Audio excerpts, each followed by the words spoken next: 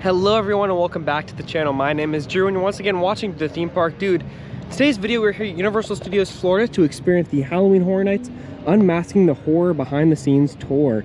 Now before I begin, we all have to hit that subscribe button as well as the like button to support the channel. Now off to the video. So today is the first time I've ever done the Halloween Horror Nights Unmasking the Horror tour. It is August 13th here and the event doesn't start for another 2 weeks. Now at the time you guys are watching this, the event has already started and been up and running, but I've been out of town in college, so I've been unable to come to the event yet, but I do plan to come very soon in October.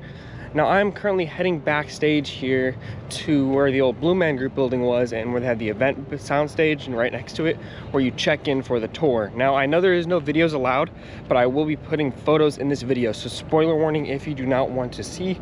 There will be photos from inside the houses that I've been allowed to take, and I will be doing some commentary on them. So for Triplets of Terror, Slaughter Cinema 2, and the Museum Deadly exhibits, there will be spoilers in this video, so just stay tuned for that. If you don't want to see the spoilers, click away and click on my other videos. Don't watch this one. But yeah, super excited to experience the Halloween Horror Nights tour today. So real quickly here, I just want to give a content warning. Some of the images will contain fake violence. It's all fake. It's all props. None of it is real. I'm going to try to only, cut some of those images out just to make this video as family friendly as possible. But just keep in mind that there is some content warning in this video. Now moving forward, here we go. We are in the lobby area for the event. And it was really cool getting to walk up and see these props from Dark Zodiac Zone. You walked in, met your tour guide, sat down at a table, and you got a lanyard and a speaker thing that was like an MP3 player that you could plug in with a headset, and you could listen through a microphone what your guide was saying. And it was really cool. Sat there for about 10 minutes and then we headed off on our first. So we went backstage all the way to the Sprung tent and saw the facade for the house. It was really cool. They had like this poster for the rotting stone on it, and it was really neat. You could see all the details, get really up close to it, got a ton of photos, and then you head inside. You have this lobby area where you can see all these props and stuff that were designed exclusively for the house. And you can see the rotting stone, which is the main thing that I guess possesses and brings the museum to life. This is like a hidden detail of one of the desserts. That's kind of like the, I guess, code name for the house. And then you kind of head into all these different areas. There was a lot of areas where you could not take photos within this house, but the ones that I were able to are here. Like you can see here, there was a scare, I guess, behind that curtain. At the time of recording this, I have not yet experienced this house in person, but I am very soon, so I'm excited. But there is videos online for a full video POV.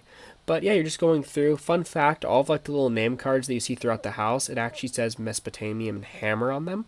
So it's actually kind of cool. Like you'll be seeing a giant sword and it'll say Mesopotamian Hammer, or a mask will say Mesopotamian Hammer. Here's HHN Bear, which I'm glad to see make his return in this house. And continue going forward, we have this area, which was, I believe, the goblin theme of a section of the house, which is kind of interesting because there is a goblin's house as well. Here is the snail, which there's a snail in every single house this year. I think this is the only one that I got a photo of, though. And then here you have this cool like illusion where it looks like a wall, but like when there's a light, it then like will flash and you'll see an actor back there. This is a wallpaper room where there's going to be an actor there that's going to be blended in. Sure, it's going to be very scary. And then you enter the finale where you see the rotting stone itself take over the museum. Really cool house, and I'm very excited to check it out with all the effects and actors soon. Moving straight into Slaughter Cinema 2, I did not get a photo of the facade, but we did go in the side entrance, and you can see this lobby area where instead of taking a right where you did in the original house, you take a left. So you see all these new films. This is one of the ones. There was not a lot of photo opportunities in this house, but this was the Mardi Gras murder section, where you can even see a parade float over the balcony, which I thought was really cool and just adds a lot of depth to the scene.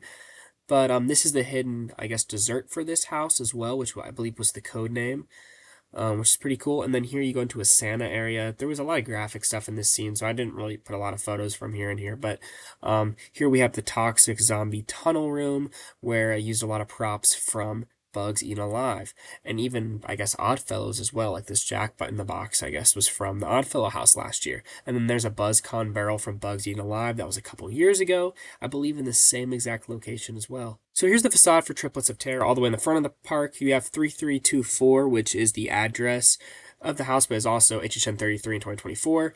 Here's a BuzzCon spray bottle, but also in the facade there was a Last of Us card to the right. We weren't allowed to take photos of, but it was pretty cool. Here's the first scene with the family. Pretty graphic, I know. And then here you have this scary mannequin figure of one of the triplets, because there's the Barney triplets. There's 3 of them, and I guess they wreak havoc around town every 10 years, I believe is what it was. Here's the John, or 13 years. Here's a family getting attacked, I guess. But here's also the hidden dessert as well on that table for this house, which is this chocolate cake, I think, or baking powder. I don't know for sure. But here we go again. There's a lot of really big sets in this house, and you walk through like a whole village, which was pretty cool. Like here, you're walking through like this old like square, and then you can see like the tarp out in the distance to add some depth to the scene. Just the ceilings in here were pretty big. We weren't allowed to take a ton of photos in this house as well, only in certain sections. Here was an Easter egg to something, if someone wants to zoom in and screenshot that. Here's the finale, which is pretty graphic as well, but that is the Barney dinner, and then here you have the sewers, which is where they escape at the end of the house.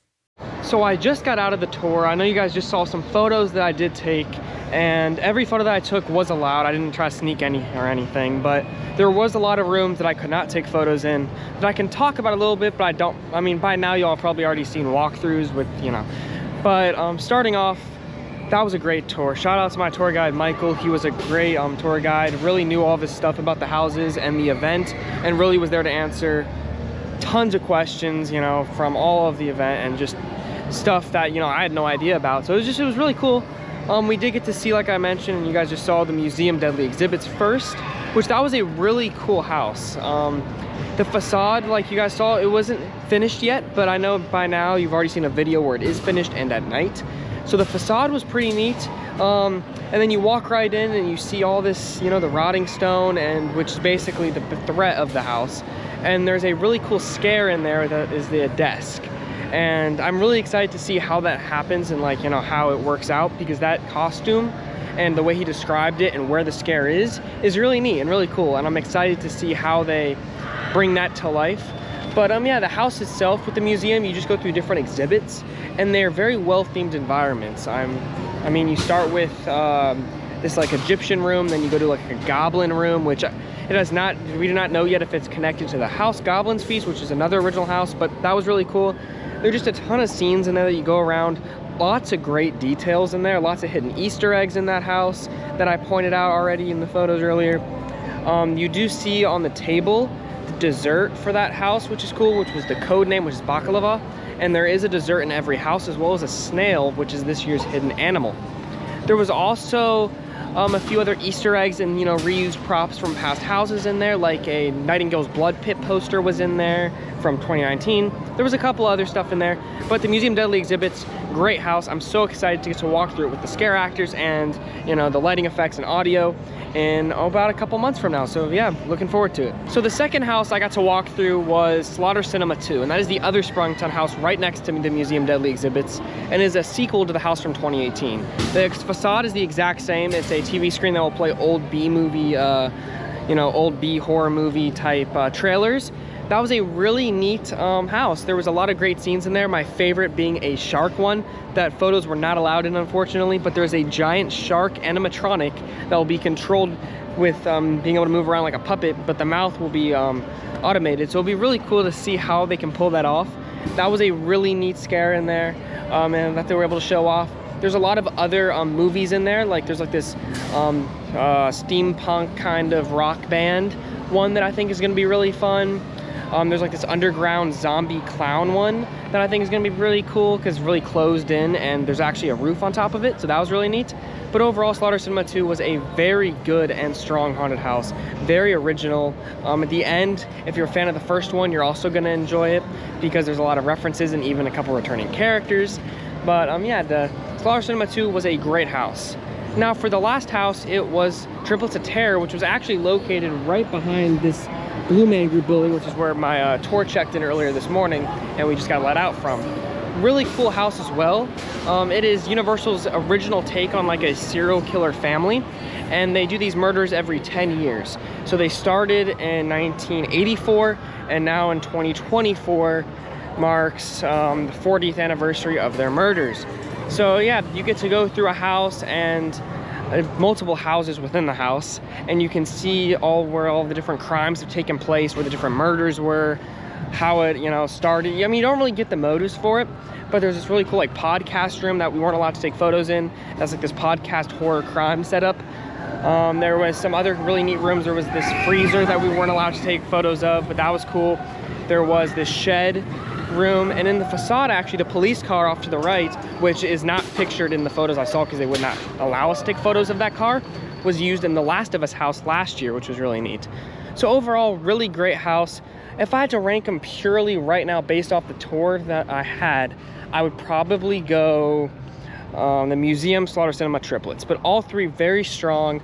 And I really think once scare actors and lighting and audio are put in there, and also keep in mind these houses were not complete, so even the photos that I shared, oh, there's your Pride Rocket going by, but even the photos that I shared are not finished yet, you know, of the house. So, you know, just keep that in mind on these reviews, because there could be some major set piece. And there was some that was actually, you know, like there's gonna be this truck outside the museum. There's gonna be this statue inside of Slaughter Cinema that wasn't installed yet. So a lot of cool stuff inside all three houses. Super excited, lots of Easter eggs, lots of references. HHN Bear returns in Slaughter Cinema too, which was really cool. In the podcast room in triplets, there's like all these different artifacts and old, I guess, evidence from past murders at Horror Nights, which is like a Jack the Clown sunglasses and a Usher flashlight. So really cool stuff there. Overall, had a great time on that tour. Once again, shout out to my tour guide, Josh. He did a great job. And yeah, I cannot wait to come to Halloween Horror Nights. So yeah, I will be there early October, so I hope you guys enjoy. Thanks again for watching. I appreciate everyone. See ya. Bye.